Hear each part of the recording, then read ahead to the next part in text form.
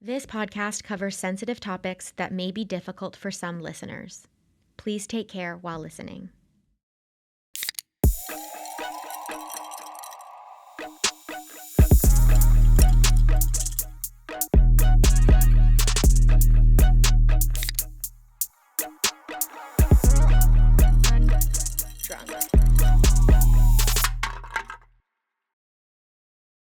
Summer's here, baby. And speaking of which, we have a new little mocktail. A new little mocktail. Curious Elixirs. This is so cute. Curious Elixirs sent us some little drinks to try. They are, look how cute this little bottle is. I feel Mine's like cuter because it's pink. That's true. I mean, the brown is very chic. Ow. Oh. I feel like this goes She's with my, herself. I feel like this goes with my little outfit. It does go with your outfit. These are so cute. So mine is Sicilian blood orange spritz. Mine's rosy rosé and fizzy lifting lime. I mean, and this is great because this is good for Zoe because this is not like fake alcohol. Yeah, like, it's not like imitating a cocktail. It's not like a virgin mojito. Yeah, it's or like a de-alcoholized thing. Gin. This is just basically like, what did you call it? Like fancy juice. It kind of tasted like kombucha when we tried it last week. Yeah. Carbonated filtered water, blood orange, white grape, and lemon, juice concentrates. It's all great stuff. Yeah. Okay, so what they recommend to like you tip it twice. over twice. Okay. And then I could have taken this off. Mine, I haven't tried this one yet. And so you can put it over ice or you can just drink it. But we have these cutie little. How cute. Oh, mine smells good. Okay. How many drinks can we have going? Curious Elixirs. Let's try them.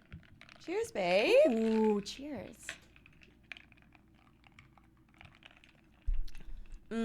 Oh, okay. I want to be outside. I know, I want to be outside too. Ooh, that one's like even has like a more like ooh to it. Yeah. Which I like because it reminds me of like taking a shot, you know? Yeah, I feel like this one, I like grapefruit juice. I like very like I kind of want this tart one things. When you like get to the cottage and you're like, this is the first one I'm gonna drink, and then that one I want to drink in the sun. Right. Yeah. Nice. Okay, love it. So Curious Elixirs, use code UNDRUNK for $10 off. Orders over $50. Is it $10 or 10%? It's $10. Okay. Yeah. So Curious Elixirs, use our code UNDRUNK for $10 off on orders over $50. Yay. And have your little summer drinks. Summer drinks. Summer mocktails. Summer mockies. I really do like this. Okay. I really do like it too. Now. It tastes like healthy, but tasty. It does. I also like something that's like you can't chug it. Like you have to just like sip it because it's spicy. Not spicy, but like herby. Herby. So it's like it's a whole experience. Yeah, it's a whole mouth feel. The mouth feel is amazing. I know all about the mouth feel. Same. Zoe. What Zoe is up? Esmeralda. How are we doing? Zoe Esmeralda Kachan. Zoe Francis Kachan. Oh, it's so cute. Zoe Francis. I like Esmeralda. My grandpa's name was Francis. Do you think that you're reincarnated as my grandpa and you've come here to talk about sex? Probably not. Oh, no. One time my grandpa saw, there was a woman when we were growing up in the 90s, and she was like a white-haired lady. Someone's going to know her name. She was Canadian. There's also an American version of her, but she would be on TV talking about sex in the early 90s. So that Canadian, you said? There was a Canadian one and there was an American one. Okay. Whichever one.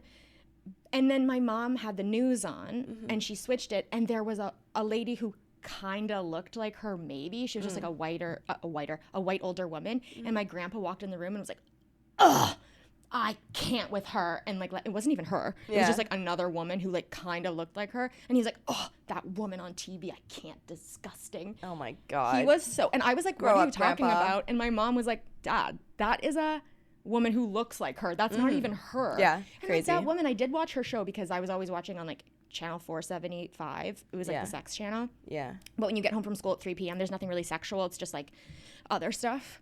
And so she would be on and she would be telling you about dildos and people would like call I do not know who this woman is at all. We got to do a screening party. Maybe we should get her on the pod. I don't know if she's still alive. don't know. So, I mean, hopefully she's still having good sex if she is. I hope to be. I hope to be. I hope to eventually have good sex. And then continue having good sex until I die. Yeah. Yeah. Or we might not. I'm going to get cryo. We might not die? Yeah, I feel like we're kind of living in a world where we are going to be the ones to not die. Like there's going to be some sort of weird like cryo chamber and they're going to put us all in there and they're going to send us to Pluto and then we're all going to live there. I just have a weird feeling about it. I don't know. I want to die. I don't want to be here forever. That seems like so intense. No, my time will be done at like, what did you say, 119? 120.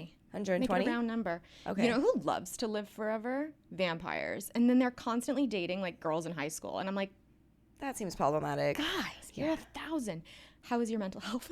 You're all over the place. And whenever you start saying a story, I'm like, where the fuck is she going to take this one? I'm so sorry.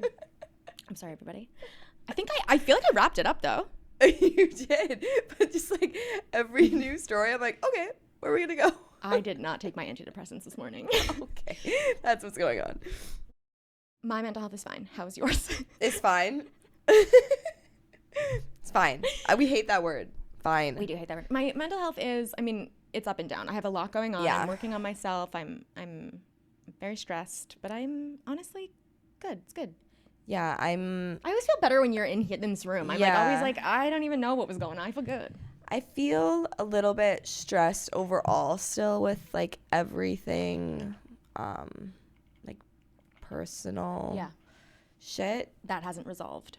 No, nothing has resolved, and like a new thing happened in my life as well that I'm just like dealing with. Yeah. I was like, what? And I'm just trying to figure out how I'm going to go about it as well. So lots of just new obstacles, I guess. Yeah.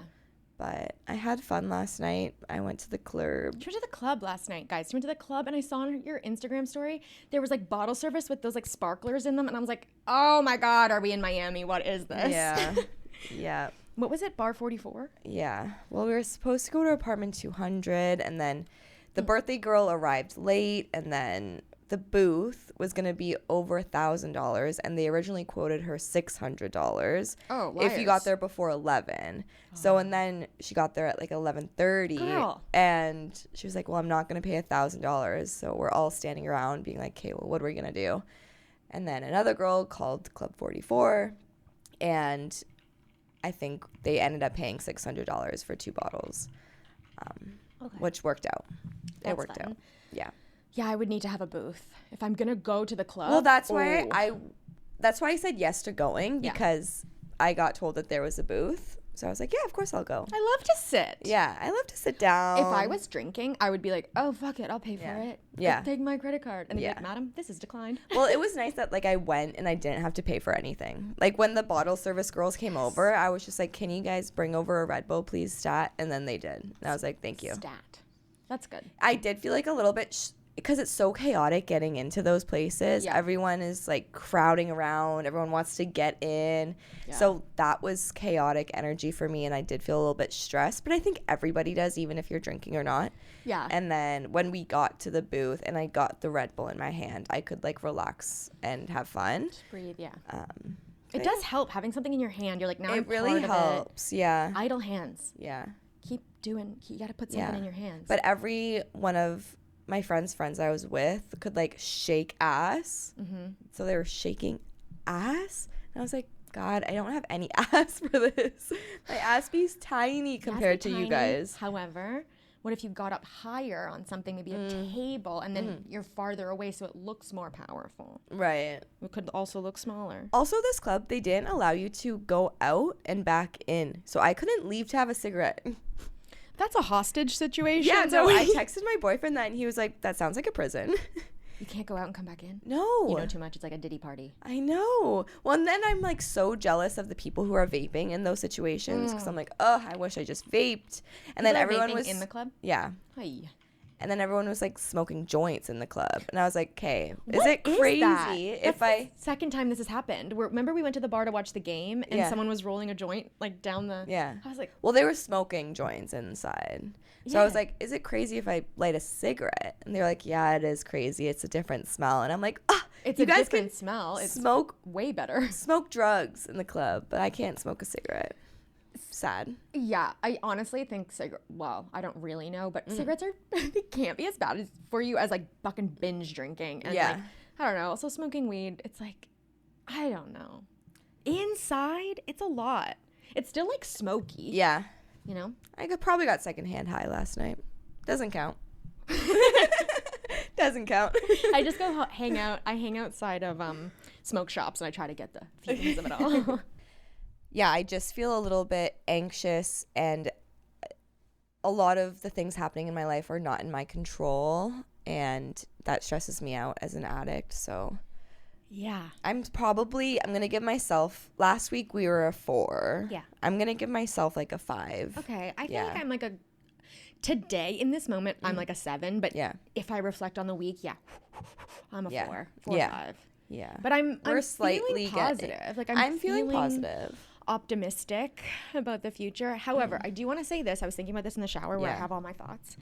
I will say that, speaking of what you just said, feeling stressed and not affecting your sobriety, the state of the world, this is not a political podcast, the state of the world is so scary right now. It has been for the past few years, honestly since fucking 2016, but recently it feels like it's getting worse and worse. And I think sometimes as addicts we can kind of go different ways with it. We can kind of be like, well, fuck it then. If you're gonna just blow up this country, then why am I fucking sober? Like, it's so big, this is so small, who gives a fuck? I don't know.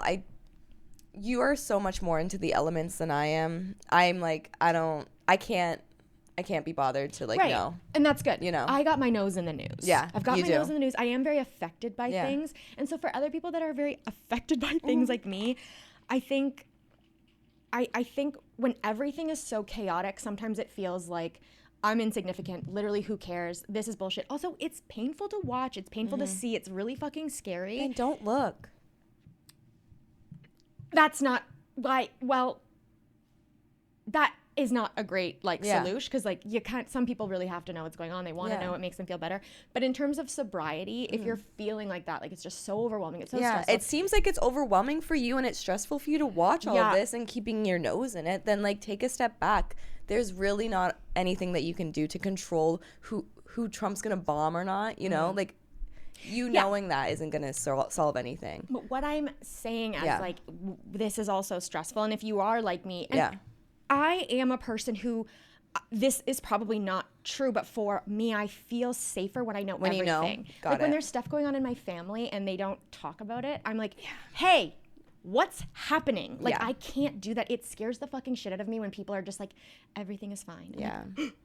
So I have to, but if you are feeling really stressed out, if you're feeling really doom, this feels like doom, sobriety is your consistency. If you just stay sober, don't pick up, you just are everything is going everywhere all the time, but I know that I'm sober, and that's what you can kind of lean into. I think that's helpful to be I can control this one thing. I know that I'm sober and nothing is going to affect it. I'm and good. also the world has always been shit, you know, there's every year there's something else that's shit. Yeah. It's not the world was perfect 2 years ago. It's always been shit since I was born. Yeah, but this is the first time it's really been shit since I got sober. Yeah. So if you're in this situation where you're just getting sober now and you're why would I be sober? This is insane. Yeah. There's a reason, and it's just for you to feel your calm, feel yourself in this world. It's going to be okay. Yeah. Touch some grass. Drink a water. Drink a Curious Elixir. $10 off. $10 off your order. $50 or more. Yeah, but that's just what I wanted to say, because I've been feeling sad for all of my little addicts running around just being trying to, and I think as addicts too, we feel really deeply, and it's really hard to see what's going on, but we all feel like that, and it's it's not good, but it is something, and we just gotta stay sober. I think just focusing on yourself, and you really can't control everything that's happening to you. You can only control what you're gonna do about it. And how you're going to react to the world around you. That's it. You can only control how you react to things. Yeah. And that's all. And that's it, and that's all. See you next week. Bye. All right. Just kidding. We have a podcast to do.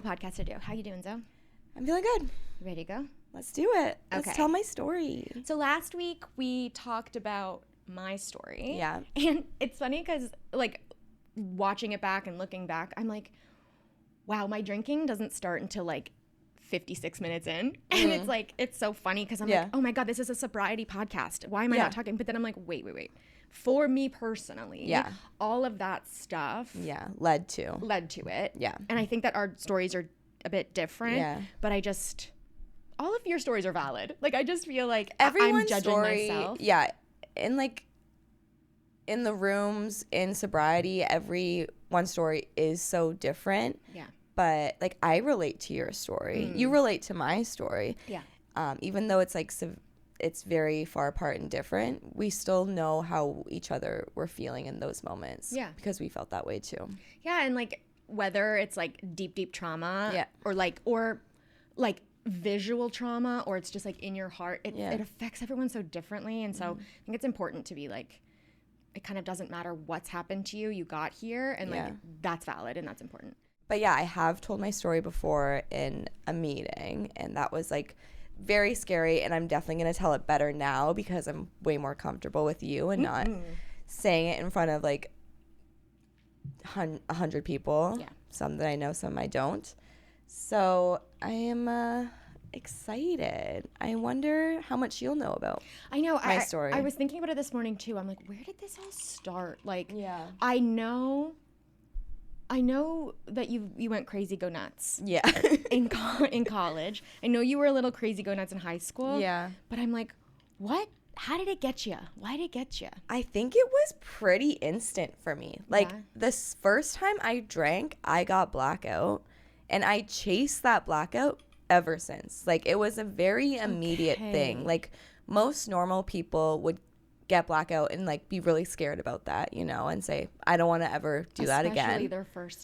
Especially their first time. And not for me. I was like, oh my God, that was amazing. I have no idea what happened last night. That's so fun. I'm so exciting. And probably not sick. Yeah. Right? Not yet. Not yet. Age. Of course not.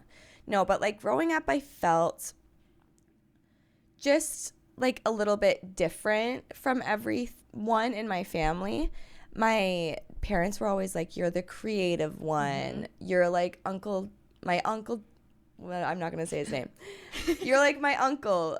You're creative. You're different from the family. And I think when I was younger, I really didn't think that word different meant good. Because different wasn't normal. Okay. So I felt like, oh, I'm different. Oh, I'm not.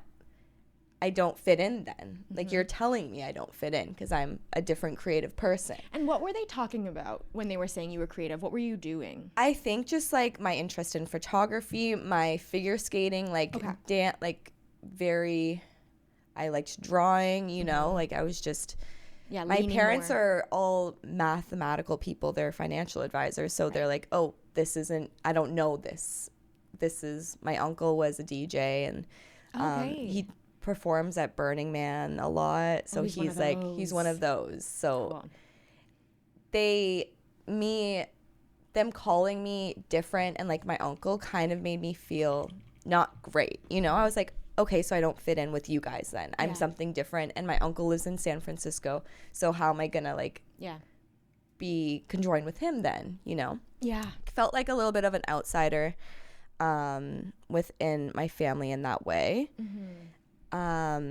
My parents did split up for maybe like a year when I was 4 or 5, and I do remember those moments, and I think it must have affected me like more than I could know, to be honest. Like, if I did therapy, I'd probably like go into that and how it has affected me, because I do remember early moments of just like fighting and not great dynamics. Okay, so at 4 years old, like, you remember feeling that in the house. Yeah. Like, you knew I remember when my parents got back together, we got a new house, and my grandma asked me like how I was feeling. Like, I remember this at 4 or 5 years old, and I told her like, I feel good because my parents aren't fighting anymore. Like, mommy and daddy aren't fighting anymore. That's so sad. I know. So even though I don't fully remember them actually fighting, I remember me saying that. Yeah. So it must have been like pretty traumatic for a young kid. Kids hear everything. Kids know everything. Like, when I would go to bed, they would think I was asleep. I'm not sleeping. I'm like listening to you guys watching TV downstairs. I'm like listening to pots and pans. Like, we hear everything. You just go to bed. Like, and I think that's what they would tell me a lot, is to like just go to my room, so they could fight. And at my dad's, when my mom and dad were separated for that year, my dad had a condo or an apartment. And I remember that's where I took my first sip of beer because I thought it was apple juice. How old were you? Like 4 or 5. Okay. And I remember like drinking it, and I was like, Daddy, that's not apple juice. He's like, no, that's my beer. And you were like, I love it. Oh, I love this though. So that's where I had my first drink. Yeah. That's interesting. Yeah. But then other than that, like great childhood, grew up in Oakville. Like my family was a good family. Mm-hmm. I spent a lot of time with my grandparents because I'd go to their house after school. So I was very close with them. When your parents split up and got back together, was there ever conversation with you and your brother about like, this is what's happening and dad's coming back? I think they must have had a conversation with us. I don't remember that conversation. Yeah.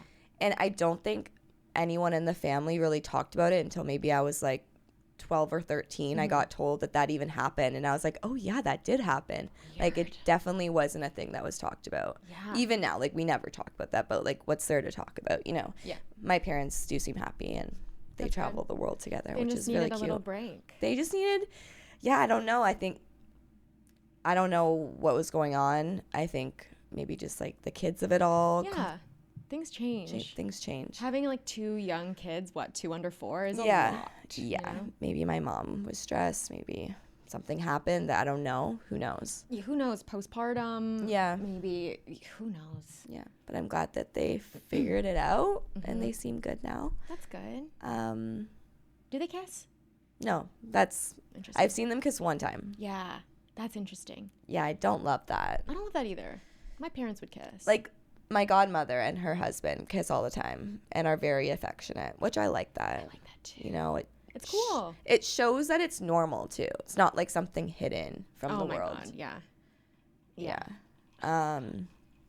So Oakville was great. I started figure skating. I loved my coach. I would say like my coach was someone I really loved, and I was really close with my grandparents because I spent the most time with my coach and my grandparents. My parents would like pick me up from skating. We'd have dinner and then we'd go to bed. That's the best. You know? Yeah.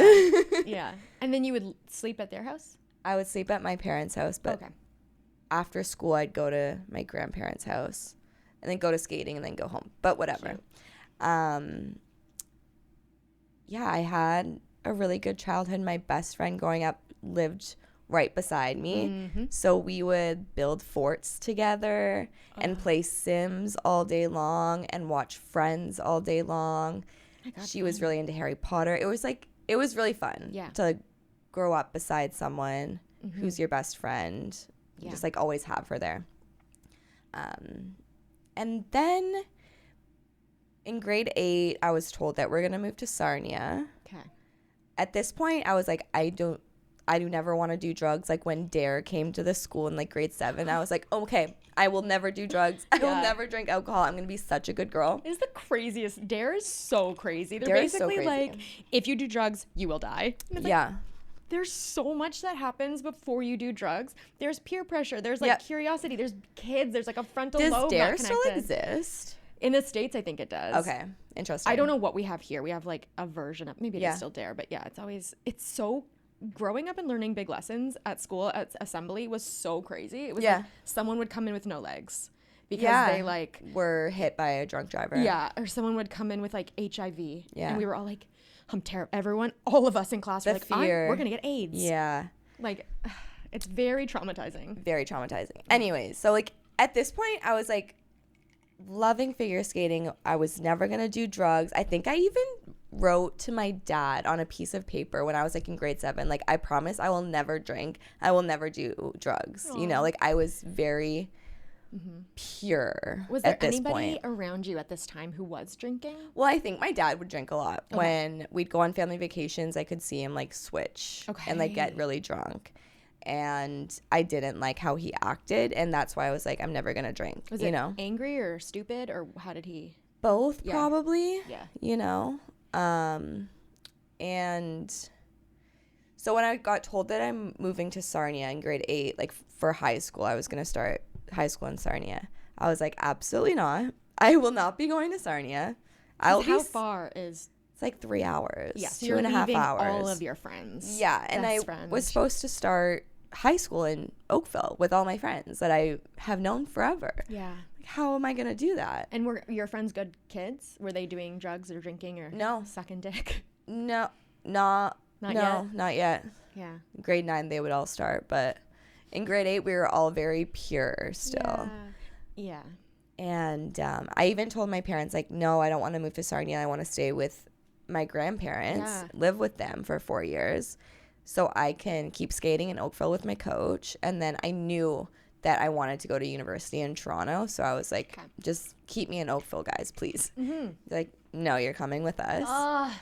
And I was like really upset. So I think at this point I already had like a resentment to them, obviously, that they were taking me to Sarnia. And I imagine too, when you're a kid, they're not asking you, they're telling you we're going, right? Yeah. And like that's you don't have autonomy when you're a kid and you're like, nothing I do matters, nothing I say matters. You're gonna take me at your own will. That's how it works. It really didn't feel good at all. And I think like Oakville is so close to Toronto. I would take the train to Toronto all the time to go shopping or go to concerts with my friends. At grade 7 and grade 8, like I was taking the train with my friends to the city. Whoa! Yeah.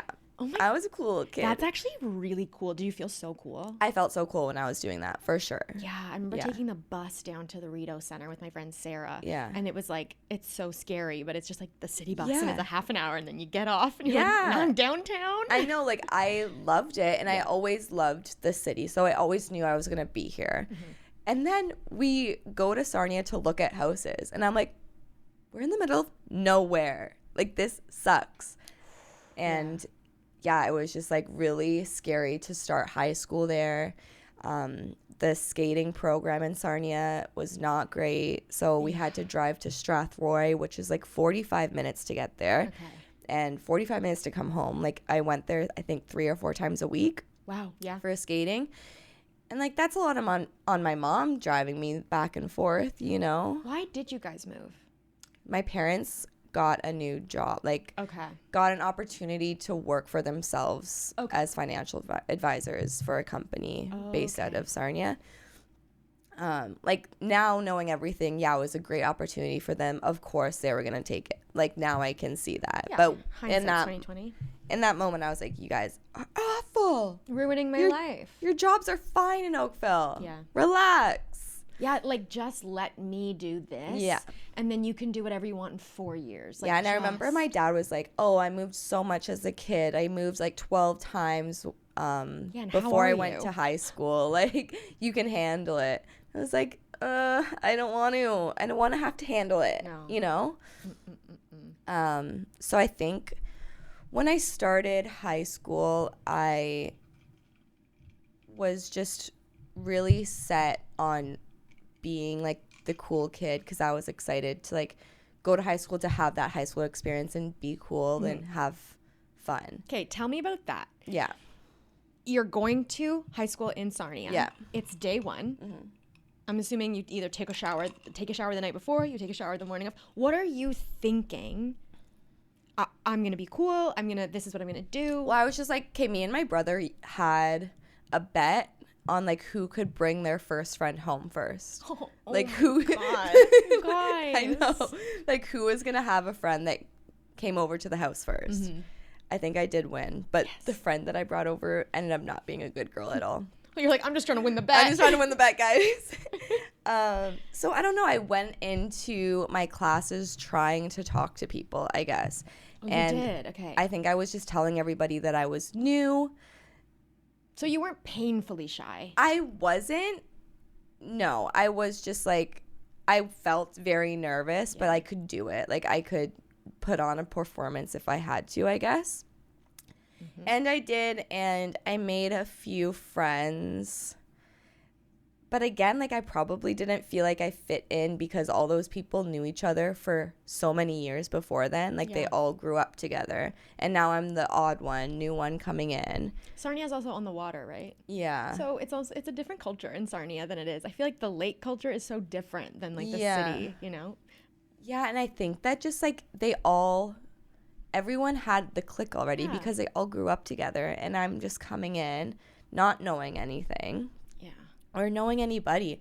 And I don't know why I wanted to fit in so badly and why I had the mindset of fitting in equals going out and like partying, you know? I don't know why I connected those two together. I think it's safety, right? Yeah. It's like you want to be a part of what everyone's doing. You don't want to be left out. It's safer to be part of it. And if you want to party, it's like, I want to do that. How do I get there? So you have to do all this work first. So I think like I kind of flopped around friend groups a bit until like I found the cool ones that like drank and smoked. Okay, and how did you find yourself in that situation, in that friend group? Like, did you walk over, or did you? I think I was just like I had a group of friends, and then I built it up. I went up the social chain a bit, you know, with the friends that I was like kind of using them to like level up in a way. Yeah. Survival. And then I made it, and I remember we went to this girl's house, and they all had a little bit of booze in each like water bottle that they stole from their parents. I don't think I stole any booze from my parents on that first time I drank, but there was like enough to. Did you know that becoming friends with these people you were gonna drink? Or I don't think so. Okay. I don't think I had that click until that night when I was like surrounded by all this booze, and I was like, oh, okay, this is what we're doing. I guess this is what we do. And then like we were all preying before we went out to a beach party. Okay, so you drank. Yeah. And was this the first time since you were 4 that you drank? Yeah. Okay. Were you scared? No, absolutely not. Happy to be there. I was just happy to be there, and I was like, okay, this is what everyone's doing. Let's go. Yeah. And yeah, I drank a lot because I wanted to be cool. Yeah, I find the flip interesting, right? Yeah. The autonomy and the confidence of being in 8th grade and being like, Dad, or 7th grade, I don't want to drink. I'm never going to do drugs. Yeah. To 9th grade being like, no one even really had to pressure you. You just were like in the situation, and you were like, oh yeah, I'll do it too. This is what we're doing. We're all going. I know it's such a flip so quickly, but I think it was like a little bit of a survival thing. What are you going to do? Not drink? What am I going to do? Be a loser and stay home? I don't know. Yeah. But yeah, as soon as I did like drink a lot that night, and I went to this beach party, and I made out with my friend's older brother. Hot. And I was like, oh my God, I would never do that if I was sober. Like, that is so cool that I drank this thing and it let me do this cool thing. And I feel so powerful and elite and popular. This is interesting to me. So not remembering making out with a guy, that's cool to you. Yeah. That's not scary or embarrassing, or people are going to talk about it tomorrow. I think people were like kind of like happy that I did it. They're like, oh my God, I can't believe you did that. Okay. And I was like, oh my God, I did. So you're having positive reinforcement from other people. Yeah. Interesting. Yeah. And I think that's just like that's what I was chasing. I was chasing that feeling. I mean, you fucking made a splash, didn't you? I really did. Yeah. And it worked. It worked. But like, that was probably the one and only time that it really did like feel good. I think quickly after that, it went downhill, to be honest. I remember like maybe the 4th time I went out to a party, I came home and my dad made some sort of comment at me, like being like, oh, this is going to be a problem. And God, he was right. Because you were drunk? Because like I maybe was like still drunk from that last night. Shit. And I was just like being ridiculous or like being super hungover, and he was like, oh God, this like you're gonna be a problem. You're like, bitch, you have no idea. That was only the beginning. Yes. But yeah, I think from the moment I drank to get drunk, and I didn't drink like a normal person. So yeah, it was like more of an automatic thing for me. How did it taste to you? I didn't care. Okay. You know? Yeah. Like I would drink anything. Yeah. And I think like the same time alcohol was introduced, smoking cigarettes and smoking weed were introduced as well. I think from grade 10 on, I either was drinking or smoking weed every single day. Whoa, okay. Yeah. And so that looks like you're going to your friend's house after school. That means like during lunch, I'm smoking weed with the stoner kids. In 10th grade. Yeah. And did you get in trouble for that? I mean, I would get in trouble, like, from my parents or from the school? The school. I don't really remember getting in trouble from the school that much. Back then was like heroin. Like, people were, I mean, it seemed to everyone as dangerous. Like, it was. I mean, I went to a public school, so maybe it was just like more like chillaxed. I don't know. The public schools were so gangster. Yeah. So gangster. Yeah. Like, we were, I mean, our school was like full of bullshit, but we were like at a Christian school. So it like looked really gorgeous. Whereas like you drive past the public schools and like everyone is smoking outside. And like, oh man. Yeah. And like, I think in grade 11, so I got into this friend group maybe in grade 10 or 11, and there was like 4 of us, and we all made a pact that we were all going to throw a party. One of my friends went first. She had a rager at her house. It was great. And then I had to do it next. And then I had a party at my house. Mm-hmm. And it was wild. I think at 9 p.m. It was after homecoming. So the football happens. And then you guys did that? Yeah, because Sarnia is a border city. So like we did a lot of football homecoming things. Oh, so fun. And I remember I was so drunk at homecoming, going around to everybody saying, come to my party, come to my party, come to my party. No. And then everyone came to my party. Yeah, someone's dad's going to show up.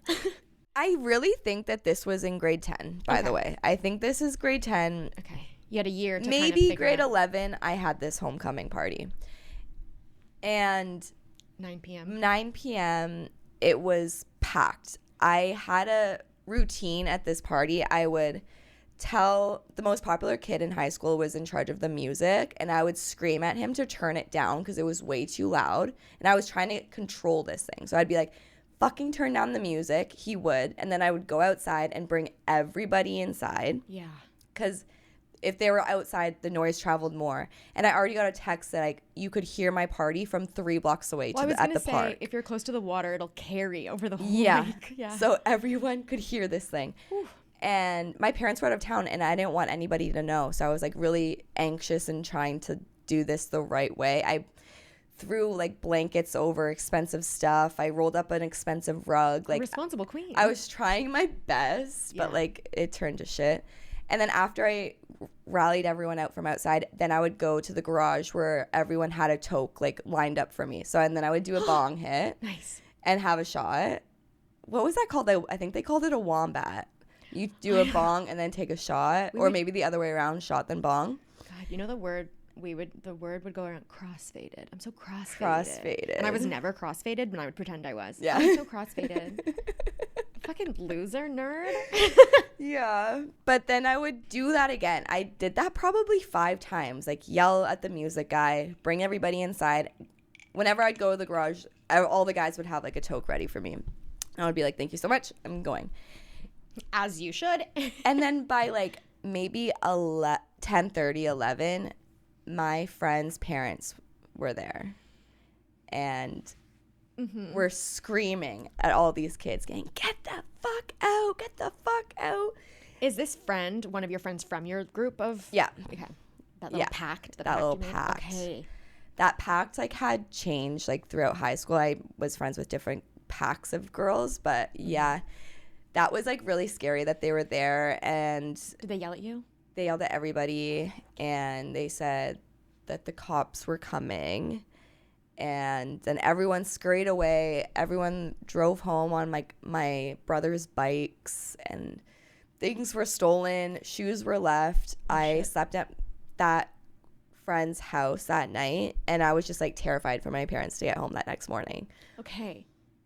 Before you had this party, were you thinking like, it'll be fine, I'm gonna clean up, everything's gonna be totally kosher? Well, I don't think I expected that many people to show up. Like truly, when I was walking through my house, it was like shoulder to shoulder, and my house was big. You're so young too. Yeah. It's like, how am I gonna control this? Yeah, honest. And then my parents were so mad. I had to carpet stain the house because someone puked. I had to find all my brother's bikes. I had to text all these guys being like, where did you put my bikes? Blah, blah, blah. Holy shit. It was a shit show. And I think that's probably the first time that I got like in trouble. And I think that's the first time my parents really knew what you were doing. What I was doing. Yeah. I think they had a clue maybe, but after that they knew for sure like how crazy I was. I always wondered like the kids who would have these fucking ragers at their houses, or even like not super crazy but crazy enough. Yeah. I'm like, your parents went out of town, but I know you as a kid.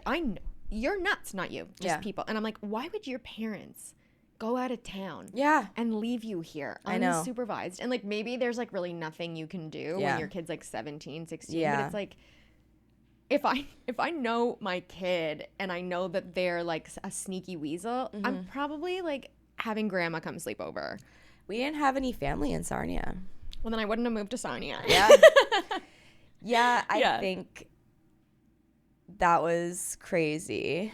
And when they were yelling at you, are you like terrified? I was pretty terrified. Yeah, I was pretty terrified.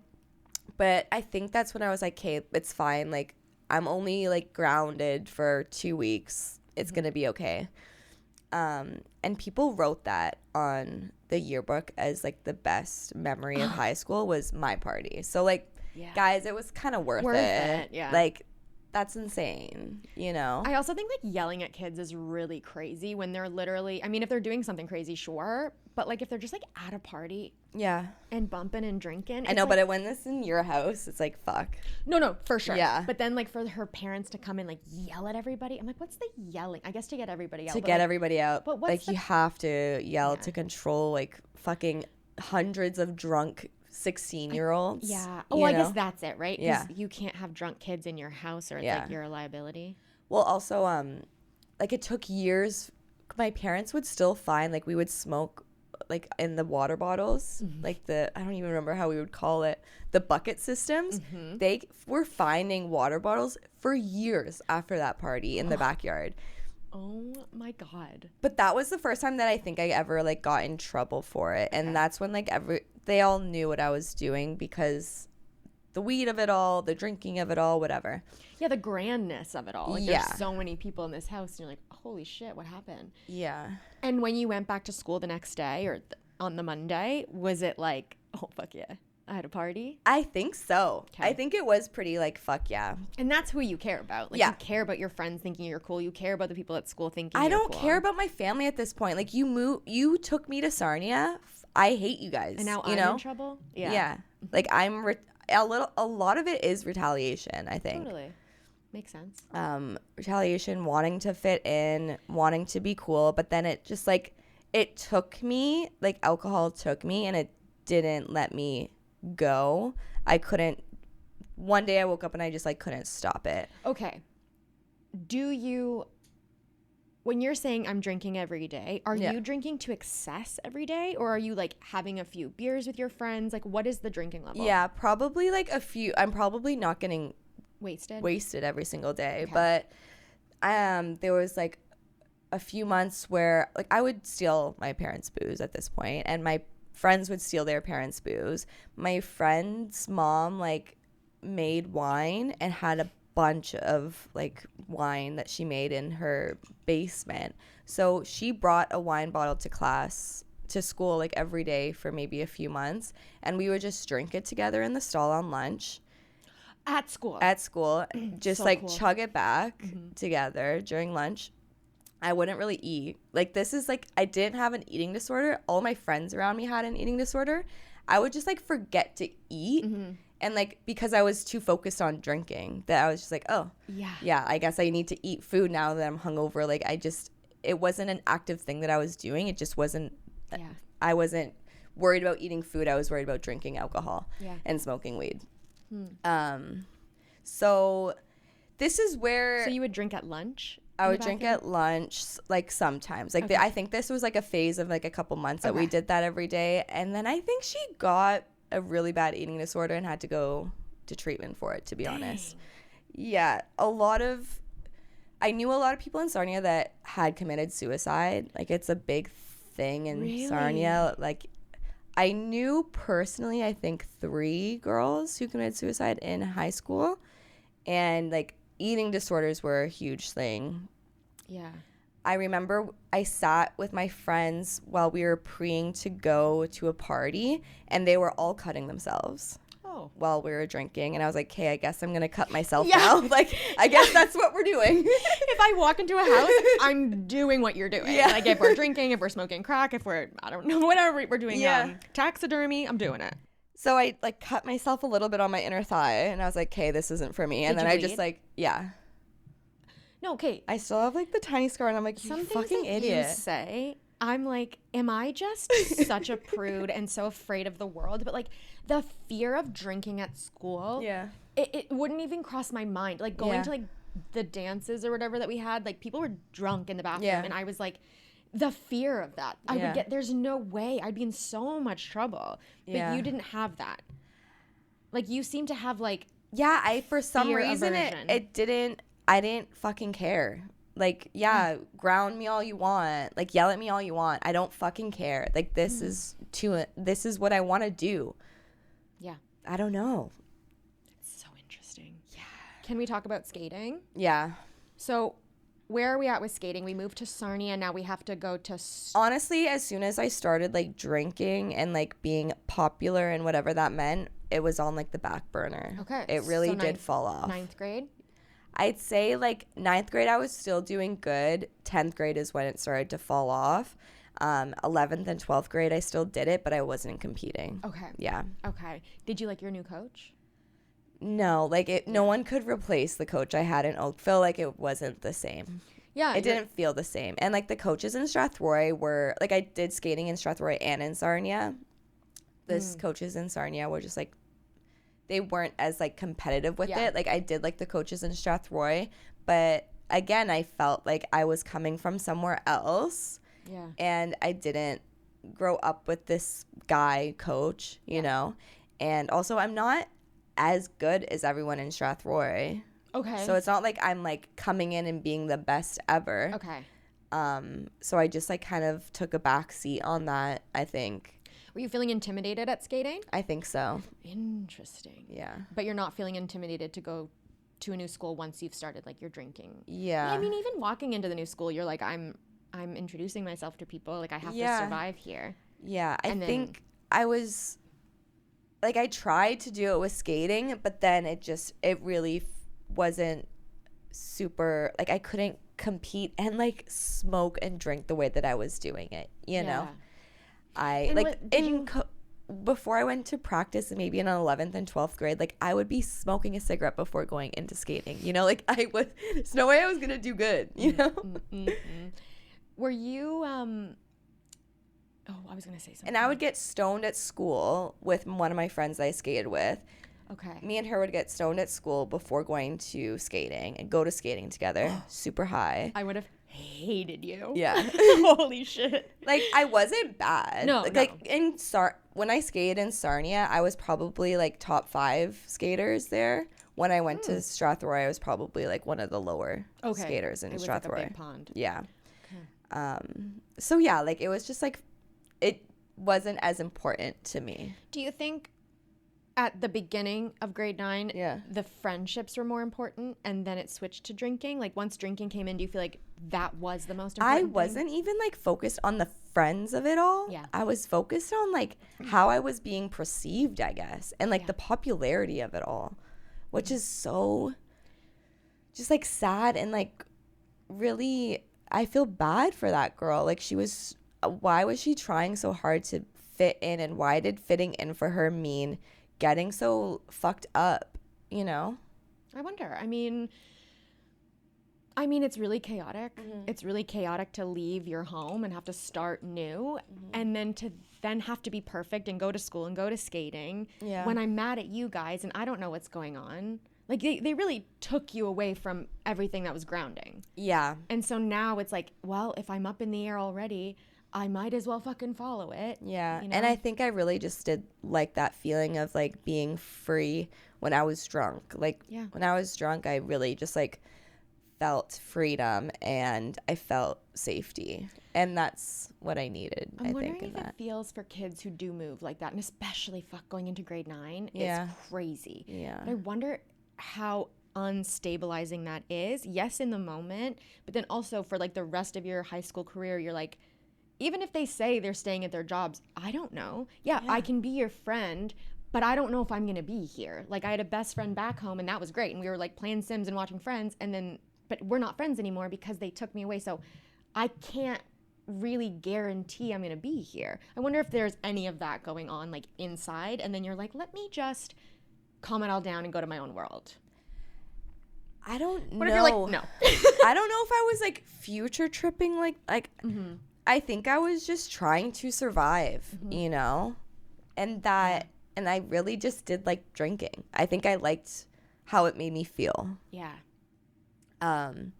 So yeah, like things just progressively got worse in high school. Like I did get arrested on Canada Day, maybe in grade 10 or 11, I don't know. That was just for being drunk outside, right? That was just for being drunk outside, and like I had a bottle and weed in my backpack, and I didn't know that you could tell cops to not search your bag.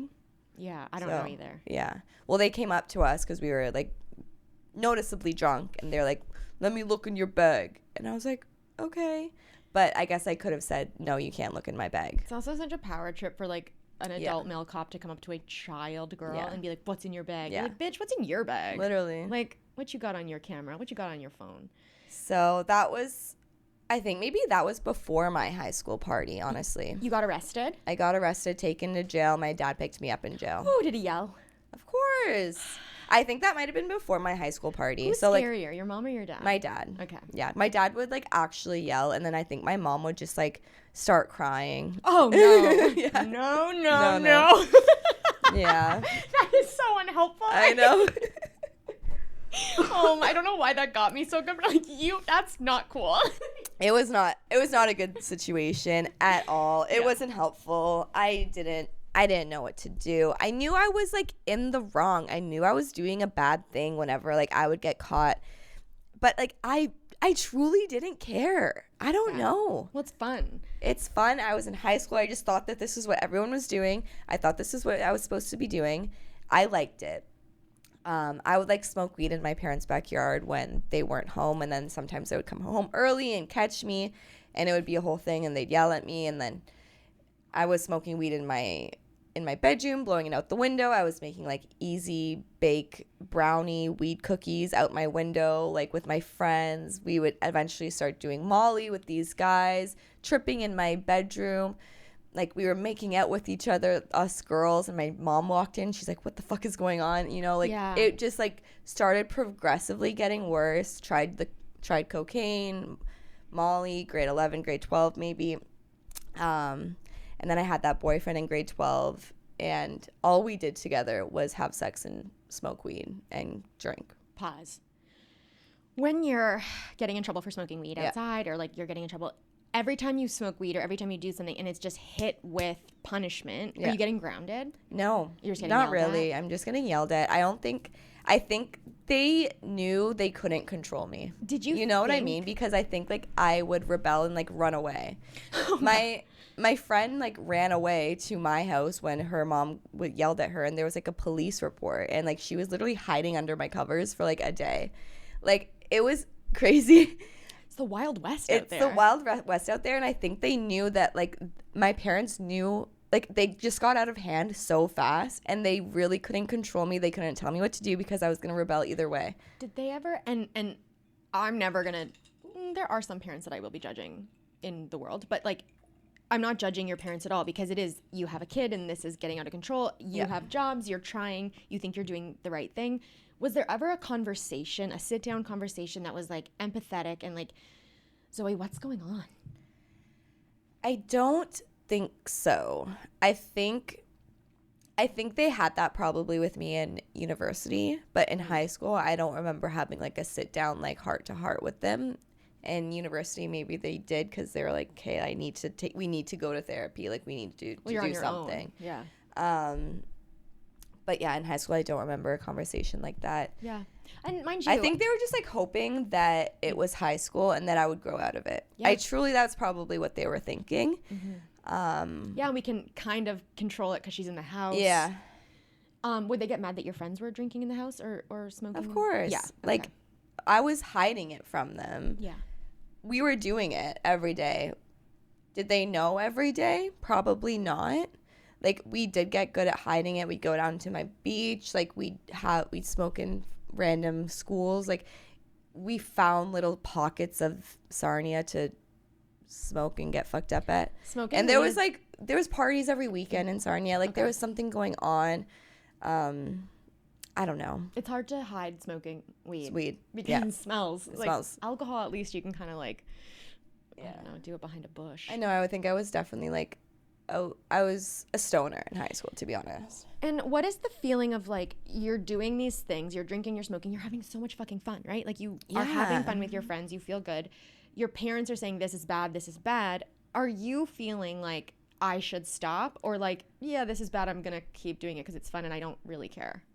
I didn't really care. And maybe a part of me thought like, oh, I'm in high school, I should be doing these things. Like, I don't know, like, I remember just like listening to like Lord's one album and like or The Weeknd, like the partying of it all. Like, I craved that. Like, I wanted to live that experience. Like, watching even Skins growing up. Like, I was like, I want this to be my life. I like that. Yeah.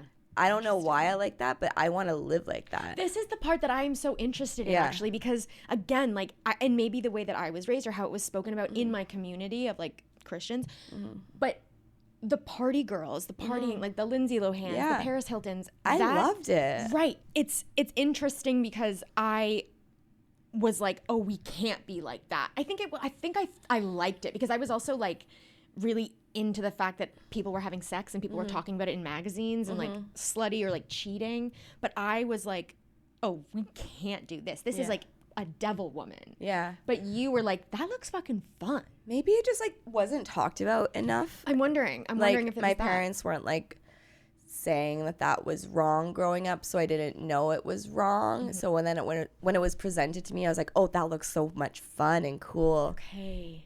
And yeah, I don't know why I associated that as being fun and cool. Yeah, because the stoners at my school, we were like, those are the stoners. Like they weren't the cool. I mean, they were cool in their own little way, but it was like the cool kids were like drinking on the weekends. Yeah.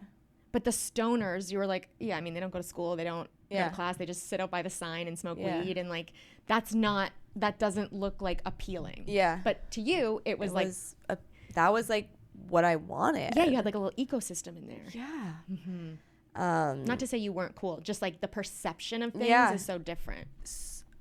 So crazy. I don't know why it connected to me like that. Yeah. I just loved it. I loved being a little stoner and like looking up at the clouds and like being dazed and like not having a care in the world. Like I loved that feeling. Plus, you liked the perception of it. You like how you were being perceived, or that was important to you. Yeah. It's interesting to work so hard to fit in and then chill out at the end of the day. Like, let it all go. It's almost like you had to do that. It's like, I don't know, correct me if I'm wrong, but going to school and even if you're like, these are my friends, I'm fitting in. I'm actively fitting in. Yeah, I'm trying to be someone I'm not to fit in. And now when I go home and I'm with these people and I'm drinking or smoking, it's like now I'm myself. And they're cool with me because I'm stoned and they're stoned. But I think like also it became like quickly like I didn't like what I was doing. And that's why I'm smoking weed by myself to go to sleep, you know? It like in grade 10, I was definitely like smoking and or drinking by myself. Like it wasn't a social thing. Like I quickly was like, oh, I like this because I don't like who I am. Do you remember the first time you drank by yourself? No, but like it was probably like very quickly. Yeah. Okay. And when you drink by yourself, do you have any memory of being like, oh, I'm doing this alone? No. Okay. So it wasn't significant to you. It was just I think like probably when I was stealing booze from my parents for parties, I was like, oh, let's just take a swig right now. Yeah.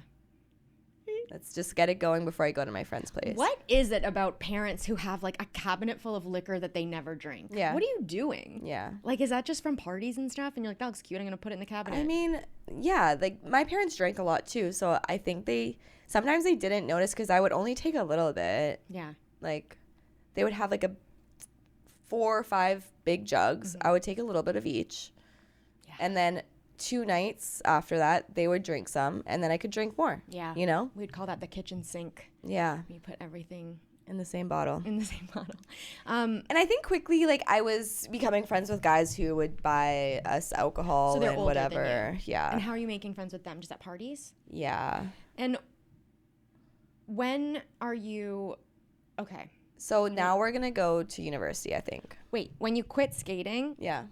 What did that feel like? It wasn't... I never, like, quit. I just stopped competing, and I think it was gradual because I was like, yeah, like, I think when I moved to Sarnia, it was kind of like, I doubt I'm going to continue this the way that I am because my coach isn't here, to be honest. Gotcha. Have you had sex yet? In high school, yeah, of course. When? I also, think of course. Going into grade 10, I think I lost my virginity with, like, a random guy that I knew in Oakville, and I just wanted to lose it. Okay. All of these things that I'm noticing are just, like, it's no thought. It's just I'm doing it. Yeah. And it's, like, fun, and it feels good, and I'm following. Because I'm not thinking because I'm high and, like, drunk. I'm not really thinking about anything. I'm just, like, doing it. And did you have sex because you wanted to or because people were like, all my cool? friends were having sex, and I'm saying it was cool. Okay. Yeah. And then you were like, I got to do it, too. Yeah, and I didn't want to do it with someone in Sarnia because I just wanted it to be, like, done and over with. So I just, like, knew this guy in Oakville, had sex with him, and that was it. No, we were both, like, really stoned. Yeah, but still. I didn't feel anything, you know? I couldn't feel anything. Yeah. I don't know. I couldn't feel anything. I wasn't scared. I didn't feel a sort of way about it. I was happy that it was over. Yeah. I was happy I did it. And then were you excited to tell everyone? Yeah. Yeah. Yeah. I was very excited, too. Yeah. Okay. Interesting. Yeah, the boyfriend I had in grade 12, like, was scum. Like, was he in 12th grade? Lived, no, he was older. He lived on, like, the poorest street in Sarnia. Like, he just allowed me to drink every day with him and smoke weed with him every day, provided me drugs and alcohol. That's why I liked him. And then I told him, like, I'm moving to Toronto for school, and he tried to come with me to Toronto. And quickly he hated the city because he hasn't been anywhere in his life except for Sarnia. So he moved back. And then I was working at and going to school for photography at Ryerson. Mm-hmm. Now it's called TMU. Okay, so you graduated high school. Yeah. Like and TMU is not that easy to get into. Like, you do have to have an 80 in English. Like, you do have to. I was fine in school. Yeah. Like, even though I was getting fucked up every day, like, I still, like, was getting, like, B average, you know? Yeah. I don't get that at all. Yeah. I don't get that you can have, like, a priority that's, like, so fun and nonchalant and, like, getting fucked up and doing whatever and then still getting shit done. I don't know either. I really didn't know how I did it. Kid energy. When we would go on trips in high school too, I just wanted to mention this, I would always get in-school detentions because we'd go on these school trips, and I would always sneak into the boys' rooms to do drugs and alcohol with them. I wasn't even going into their rooms to, like, have sex with them. Drugs? What kind of drugs? Weed? Just weed. Weed, okay. I think I don't know. I think at that point it was just weed. Mm-hmm. But nothing would be, like, nothing could get in my way of, like my other friends would want to go into the guys' rooms to, like, hook up with them or, like, make out with them. But I was too far along where I was like, I don't even, like, really care about that. Like, I just want to drink with them, and I just want to, like, I need to smoke weed. I can't be on this school trip and not, like, be high or drunk right now. We have to go to their room, and we have to do that. Yeah. Okay. I don't know. I was just like, I just wanted all that to say I was, like, into it already. In high school, I was definitely an alcoholic. This is also a question. And I'm sorry if I'm being annoying. Yeah. When do you feel like you got addicted? Like, when do you feel like it got you? It can be different for, like, it might not be. I don't know. I think, like, as soon, like, that first time I drank to get blackout. Mm-hmm. And ever since that moment, I wanted to drink to get blackout. Okay. It was instant kind of for me. Okay. So you were an addict in high school. Yeah. Yeah. I mean, that's what it seems like. Yeah. It's just sometimes it doesn't feel like a real issue. I didn't realize there was an issue until university. Mm-hmm. And why? Why was university an issue? Well, because then I realized, like, my friends would tell me, people who I valued their opinions, I guess, were like, hey, you're getting way too fucked up. Okay. My friend gave me an ultimatum, basically, like, you can either go to therapy and figure out your drinking, or we can't be friends. So I did therapy for a bit because she told me that. Didn't she set you up with a therapist? She set me up with a therapist. Yeah. That was my first therapist. My parents were thrilled that I was talking to someone about this. But obviously I was lying to them about how bad my drinking was. And they were trying to control my drinking and, like, saying, okay, we'll only drink on weekends, only drink 4 drinks a night, blah, blah, blah. I couldn't only have 4 drinks a night. Sure, I would have 4 drinks a night one night. The next night, I'd have 17. It wasn't working, and harm reduction doesn't work when you are fully addicted to alcohol. And I didn't know that. So that friend left me. I just kept going down this rabbit hole, and I kept getting in trouble. I got fired from jobs, got in trouble at school for being very fucked up in lectures. Was this immediate, like when you moved to Toronto and you started going to class? Like you're just drinking every day? I had to make new friends now in Toronto, so I had to, like, figure out my friend group in I was working at a restaurant, so I made some friends from the restaurant, and then I had my friends from school. Mm-hmm. So as soon as I got, like, a friend group, I was going at it. You're good at that too. Like, you're good at making friends. I guess so. I'm good at adapting to the situation. Well, not only that, but you're also a really good friend where, like, you give a fuck about your friends and you make a lot of time for them. Yeah. I don't know where you're finding time. But it's literally, I have no time. Yeah, but it's pretty incredible. It's like, it wasn't like, it's a survival thing for you, but I also think you're so good at it that it's like, yeah, I think that's it too. I think, like, I am a good person at the end of the day, even though, like, I'm going crazy. I am a good person, and that's why I can make friends and, like, have these relationships. But the friends that I had in the restaurant were all older. So I would go to school, go to work until, like, 12, and then go out to the club with these older friends from the restaurant until, like, 3 in the morning. Mm-hmm. Pretty much every day. I was 17 when I moved here, but since I was, like, going out with them, I got in everywhere, and I had a fake ID, and I was, like, ordering Dial-A-Bottle using my fake ID. Yeah, which I did not know about. And I was going, and then when that worked for a really long time, I built the courage up to go to the LCBO with my fake ID, and it worked too. Oh, fuck yeah. So, and my LCBO was in the same building as my condo, so it was, like, very accessible to me. I was like, fuck yes. Perfect. Don't have to go that far. So I think, like, just progressively, like, it was bad in high school, and then in university I had the freedom to do it as much. Were you staying in a dorm room? No. It was an apartment? Yeah. Okay. My parents had bought a place, and I moved into it. Okay. Yeah. Got it. By myself. Did they say anything to you before you went to university? Were they like, hey, chill out on the drinking, or no? No, I think they also, like, just thought that it was going to go away when I went there. You'd be too busy with school. You'd have new friends. Everything would be fine. Yeah. Mm-hmm. And it was not. And when I had that therapist, they were really happy. And then I dropped it because it wasn't working. But it wasn't working because I was lying to her. And then I got, like, another therapist. Like, this is when I was trying to control my drinking. I was just, like, getting new therapists. I was getting a counselor at school. I went to Cam H. I was vegetarian. I started trying to work out. Just threw that one in there. Yeah, like, I was just, like, I thought, like, being vegetarian would save me because, like, at least I'm being healthy. So I'm not going to make bad decisions if I'm being healthy. Just, like, anything to stop me from doing Did what that I was ever doing. switch over? Did you ever go like, oh, I'm being healthy, like I'm eating really healthy, so now I can drink? Yeah, of course. Okay. Of course. Yeah. That's how it works. That's literally how it works. It's like, oh, I'll stop drinking and I'll do this. Yeah. And it's like, well, if I'm doing this, I can deserve to drink then. Yeah, why am I being so hard on myself? I don't have to stop drinking. Yeah. And how was your therapist trying to deal with you, trying to control your drinking? Like, what were they saying? I don't necessarily remember, but I think that they were just trying to, like, give me tests to do when I was going out to drink, like, limit myself. like I said, I could limit myself one day and not the next. Yeah. And it was. You can't control your drinking. Yeah. And it's not like and I do resent therapists because they never said, yo, you can't handle this. I gave you a test and you didn't achieve it. Oh, maybe you should stop forever and go to rehab.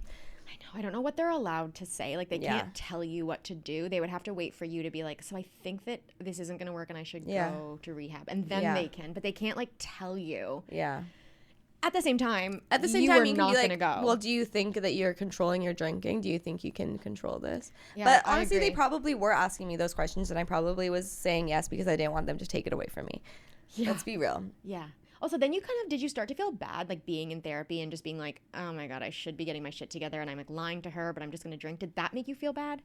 I think, like, I probably was only going to therapy, though, to, like, make people happy, you know? Like, I don't know if I ever believed I could drink normally, to be honest. Part 2 of Zoe's story drops next week. Hit subscribe and we'll see you soon. Proud of you.